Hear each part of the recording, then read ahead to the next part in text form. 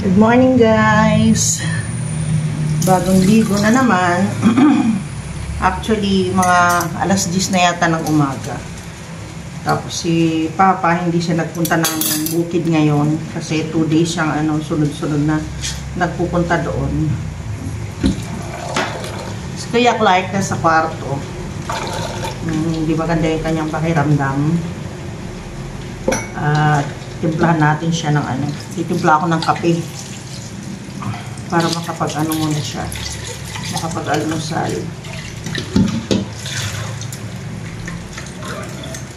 Coffee for Kuya Clark.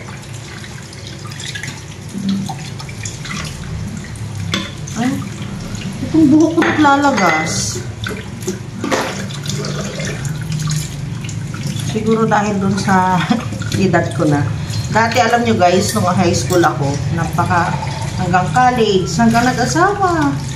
Kahit nanganak ako sa kanila, napakakapal ng buhok ko. Ngayon unti-unti numinipis na siya kasi pag naliligo ako, nababawasan yung buhok ko. Dami ko natatanggal.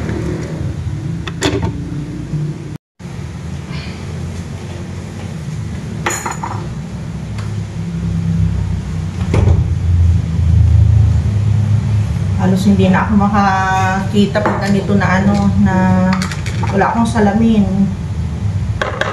Mahina na yung mata ko. Black coffee for Kuya Clark. Pero nilalagyan ko ng konting cream para may lasa-lasa. Masyadong mapait. Konti lang.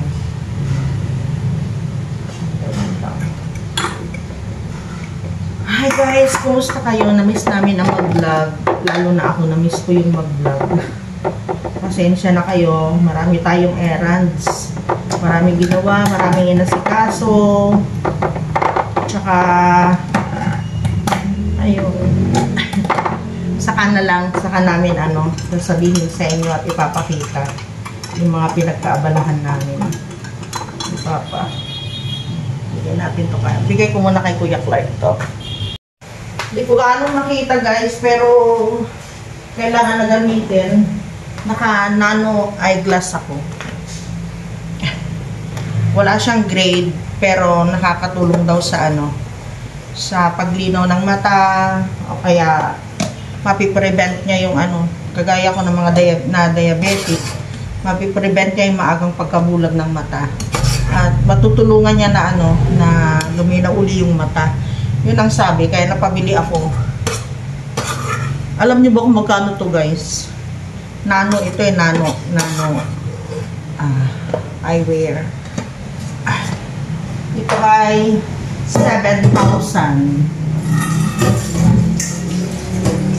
Yung mga diabetic dito, yung iba high blood, ganyan. Tapos yung mga tumatanda na, nagkakaedad na, kagaya ko, yung bumibili sila nito. Kaya tinry ko din. Matagal na ito guys, parang mag 1 year na yata, pero hindi ko lagi na isusuot. Lagi ko nakakalimutan kasi nga malabo. Nung simulang gamitin ko ito, ako nahihilo. Pero ngayon medyo sanay-sanay na kahit na paudlot-udlot yung paggamit ko.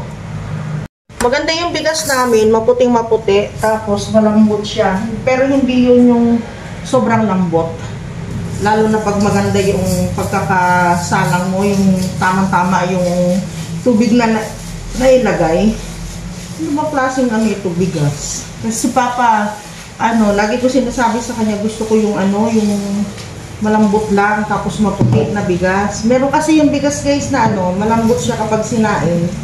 Tapos kapag naging bahaw na siya, tumitigas na. Ang hirap kayang kainin nun.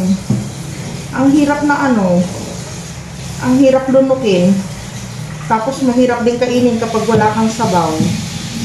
Nagpiprito na siguro si Papa. Ang ulam namin ngayon ay ginataang labong sa kasitaw. Wala kami nabiling kalabasa. Yung lang dito kanina, yung dumaan lang dito sa harapan namin, hinintay namin kasi nagpunta dyan sa looban. Kasi pag umaga, marami nagtitinda dito, lalo na yung mga naka-tricycle, 3, 4 na sila. Galing na iba't ibang lugar. Kasi itong baryo namin malaki. Kaya yung mga nagtitinda, gusto nila dito magtinda sa baryo namin. Maraming tao ba? Hindi ko alam, dito naman yung ano ito yun o. Ito, buko pandan. Buko pandan yung ano namin, yung bigas namin. Maganda. Kasi ano, ang gusto ko sa kanya nga, yun nga, malambot, kahit na maging bahaw. Okay. Kasi dito guys, dito sa lababo na ito, hindi ko alam kung bakit. Ever since na naging lababo ito. Ang dami kapag meron kang naiwan dito na mga konting mga kalat-kalat na mga yung pwedeng langgamin. Nilalanggam ka agad. Kaya dito, kapag meron nilalanggam, hugas agad. Tapos nagtaka ako dito sa lababo namin guys. Yung parang namuti-muti siya. Siguro na-Clorox ito nung araw.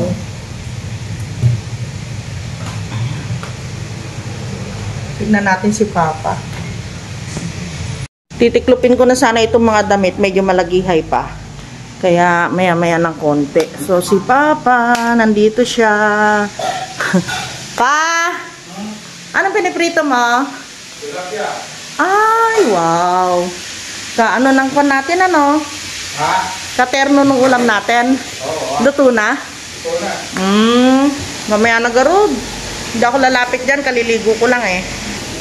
Kunin ko yung mga ano dito, mga titiklopin. Tapos guys, alam ba niyo, napakarami pala namin tsinelas ni Papa. So yung mga bisita namin dito, nakatapak, ganyan, nakapaan. Nilinisan ko lahat at saka ko nilagay dyan. Meron pa dun sa loob. Okay. Kunin ko itong ano, titiklopin. Unti-unti kong tiklopin dun sa loob. Para hindi maging kalat. Kasi magiging kalat dito. O, diba? Sabi ko sa inyo noon, mi-maintain na namin ni Papa yung ano, yung linis dito sa bahay. Na-maintain na namin, guys. Kakatuwa. Hindi na siya ano. Hindi na yung mag-aalala ka pag merong bisita, marumi. Ganyan. Basta sabi ko sa kanya, basta pag yung nakaano na tayo, yung nakainis-inis na tayo, pwede na. Pwede nang ano, pwede na tayong pahipahinga, yung bang relax, ganun. Pero habang hindi pa maayos yung bahay, ay, linisin muna guys. Linis muna.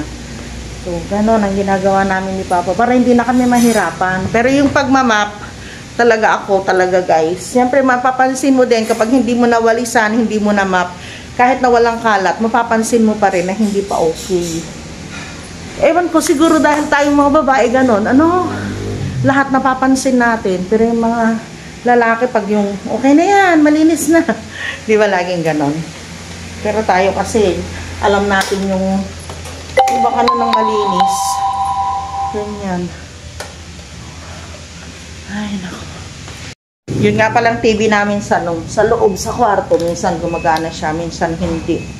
Medyo ano na, palitin na. Tapos meron na siyang, nag-iiba na yung kulay ng kalahati. Sarap pag nakaligo na guys. Maginhawa na sa pakiramdam. Si Kuya Clark, nahayaan lang namin doon sa ano, sa loob kasi nabugbog yan ng ano ng trabaho nung nandoon siya sa Pampanga. Pag-isa lang siya, maglilinis ng sarili niya, maglalaba ng mga damit niya. Ganon. Kaya dito, sige, diyan magpakasenyorito ka muna. Pag matagal-tagal na nakabawi-bawi na siya, yun, pwede na niyang tulungan kami dito sa bahay. Oo na, si Aunt Klutz din pala, matagal na hindi nag-vlog. Pareho kami. Matagal na hindi nag-vlog. So ito, pareho kagaya niya, we're back. Pagkain namin, guys. Sarap. Tapos ginataan. Sarap. Hindi na lang puro binagoongan. Kain tayo. Si Kuya Clark, hindi pa naligo, and everything. Kain na. Papa, bagong ligo. Ilang beses ka na naligo? Dalawa. Okay, let's eat na. Ito yung order ko kanina na ano, na avocado. Guys, nagpalit kami ng bedsheet namin. Tapos yung, ayan, mga hunda ng unan. Sky! Sa isang linggo minsan nagpapalit kami. Wala pang 1 week yung mga namin. Kasi si Sky nga, ayan, andito na naman, Pero bagong ligo yan, guys. Pinaliguan na naman. Kahit umuulan, naligo. Paano nga, nangangamoy din. Yan yung naririnig ninyo. Umubra na naman yung aming TV. Kaya makapanood na naman kami. Si Kuya Clark nakahiga. Papahinga na. Si Papa papahinga na rin. Kasi mamaya may pupuntahan kami. Hello guys. Kumakain na kami. Kararating namin. Time check. Ang oras ay 9:30 ng gabi. 9:30 na nga ba? Late kami dumating. May meeting si Papa. 9:30 ng gabi. Ngayon pa lang kami kakain. Gutom. Hindi na sana kakain, pero nagutom, guys. Gutom rin ito. Ha? Kulot pa rin yung buhok ko. Nagkulot ako kanina. Alas 6. Hanggang ngayon, kulot pa rin siya. Pero yung dulo lang. Kain tayo.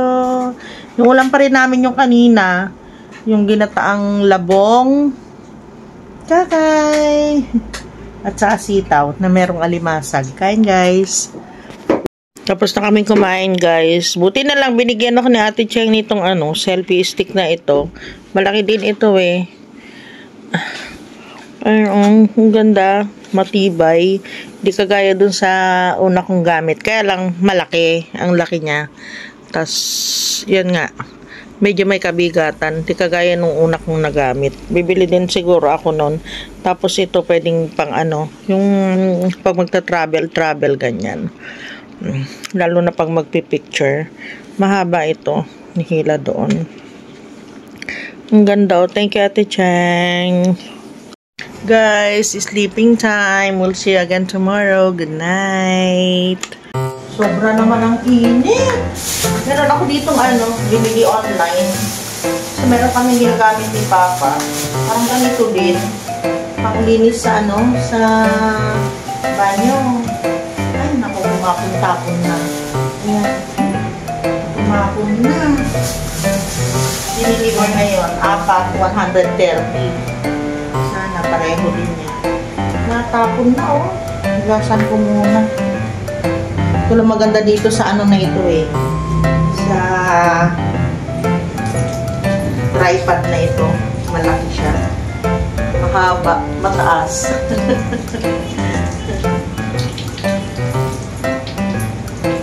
Tumapon siya.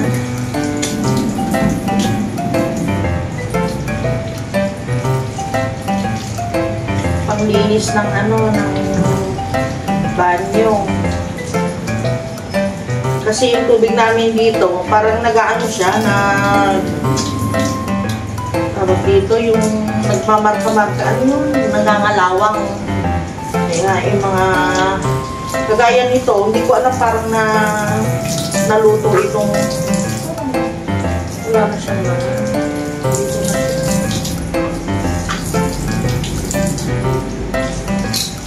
parang itong lababo na ito parang naluto sa Clorox. Ganito na ito na nadatnan namin, maano na siya, wala na yung kislap niya, kaya siguro papalitan namin ito. Plano namin talaga na palitan. Nagamit naman namin sa iba yung yung pera.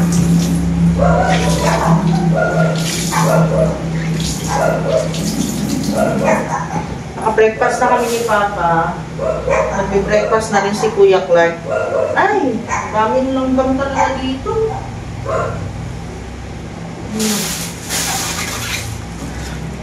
Haluto na, guys. Ala, pawis na pawis ako. Tingnan niyo, tingnan niyo doon sa labas. Madilim doon sa labas kasi uulan na naman. Mapanas. Ito yung ulam namin, munggo at saka pritong bangos. Daing bangos. Ay, nagdaing siya ng bangos, yung maliliit. Pag mayroon pa, bibili ka na kain natin. Ha? Pag mayroon pa, bibili tayo. Yung daing na dadaingin? Oo. Magkano kilo niya? 150. Mura. Oo, yung lahat ng isa malaki, mahal. Isa 150. Ang isa. 150. Dali mo na yan, Mang? Oo, dali ko na. Ito, Mang. Pwede mo, ay, tatala ka pa ng ano mo. Ito na, sige na. Sausawa Ako na din, balik magdala. ako na lang.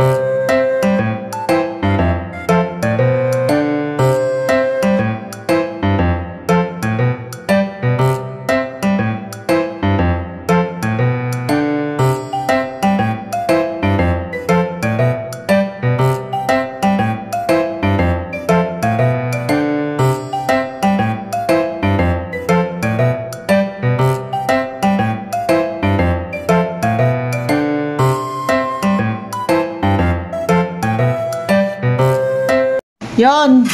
Munggo, hindi na naipakita yung pagluluto. Siguro naman alam na nating lahat. Kasi nakalimutan niya. Tapos sinahugan ng hipon. Wala na kami guys, ano yata, karne. Kala ko yung karabip yung ilalagay mo eh. Nilagyan mo ng ano? Hindi mo yata kinamatisan, Hal? Ah, meron pero konti lang. Yun na guys, bagong ligo na. It's time for pahinga. Papahinga na kami. Si Papa nauna na nag-sleep. Sky, nasan si Sky? Ayun na, lakas na ng ulan guys. So that's it. And we'll see you again tomorrow. Bye!